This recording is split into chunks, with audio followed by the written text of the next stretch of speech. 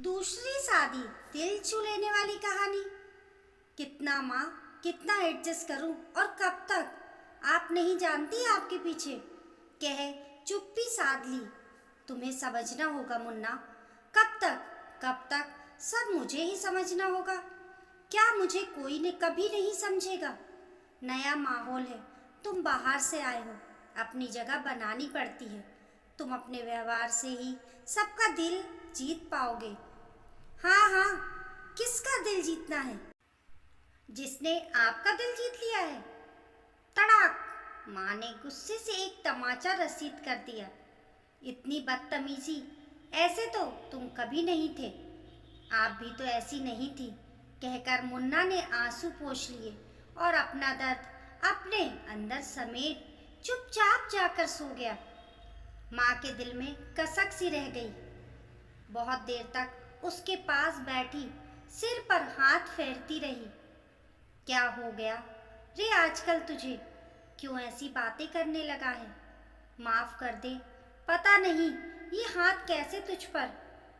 तू भी तो कभी ऐसा नहीं था, हमेशा अपनी माँ के साथ खड़ा रहा है, तो आज क्या हुआ? उसे लाड लड़ाती न जाने कब नींद के आगोश में चली गई। मुन्ना, चलो बेटा स्कूल, जैसे ही पिता ने आवाज लगाई, वो बिना किसी भाव के उनके पीछे चल दिया। स्कूल जाने और वापस घर आने में उसका एक अलग ही व्यवहार नजर आया था। माँ ने कई बार कोशिश की पिता और बेटे में नजदीकियां बढ़े, लेकिन दोनों की तरफ से कोई कोशिश नहीं थी। किससे शिकवा करे? अंत में मुन्ना के व्यवहार से हर बार परेशान हो जाती। शाम को बच्चे को पढ़ा रही थी कि अचानक किसी मेहमान का आना हुआ। बहू, बुआ सास आई हैं, आओ तुम्हें मिलवा दें। मुन्ना को घुटन भरे कमरे से निकलने का मौका मिला। पापा, मैं खेलने जाऊं? नहीं, जब तक मेहमान है कमरे से बाहर नहीं निकलोगे। चुपचाप बैठकर पढ़ते रहो। लगभग 4 घंटे बाद जब मेहमान गए तो माँ के गुस्से का बांध फूट पड़ा। कितनी बार तुझे बाहर आने के लिए आवाज दी, आया क्यों नहीं? इतनी बदतमीजी! क्या हो गया है तुझे? आखिर चाहता क्या है तू? कितना और किस भाषा में समझाऊं? इतने अच्छे रिश्ते मिले हैं, उन्हें समेट ले। मुन्ना जोर से हंसा। रिश्ते? हा हा हा, किसे मिले हैं माँ?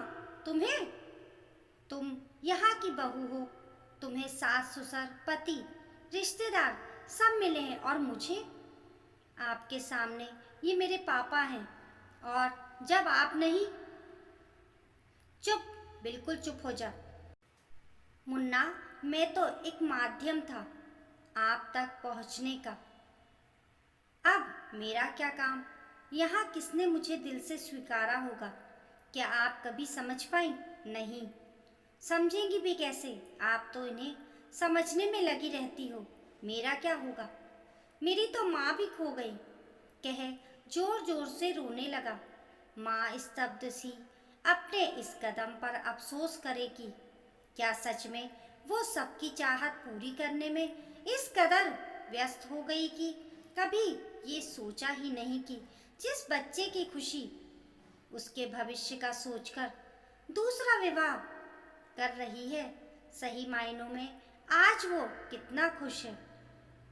मुन्ना ने माँ को रोता देखा तो भागकर चिपक गया और आंसू पोंछते हुए बोला, रो मत माँ, पूरी कोशिश करूँगा तुम्हारे रिश्तों को अपनाने की। वो उठकर गया तो पास रखी कॉपी में 4 पंक्तियाँ लिखी थी।